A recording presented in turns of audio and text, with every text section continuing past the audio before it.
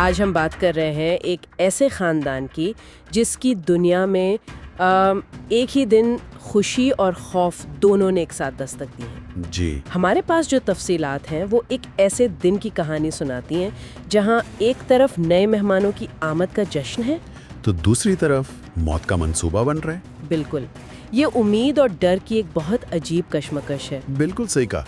ये किस्सा सिर्फ वाकयात का नहीं है, ये तो मतलब जज्बात के उतार चढ़ाव का है। इसमें हर कोई किसी न किसी चीज का इंतजार कर रहा है। इंतजार? हाँ, कोई बच्चे का, कोई मोहब्बत के इकरार का और कोई बदले की आग ठंडी होने का।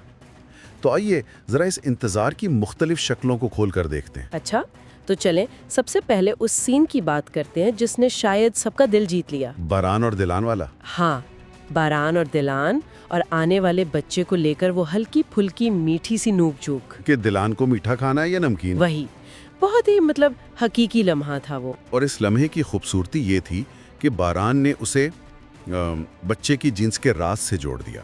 अच्छा, वो जूतों का तोहफा लाता है लेकिन फैसला दिलान पर छोड़ देता है कि वो ये राज अभी जानना चाहती है या नहीं। बिल्कुल, ये एक छोटा सा इशारा था लेकिन ये बारान के किरदार में एक बहुत बड़ी तब्दीली को जाहिर करता है।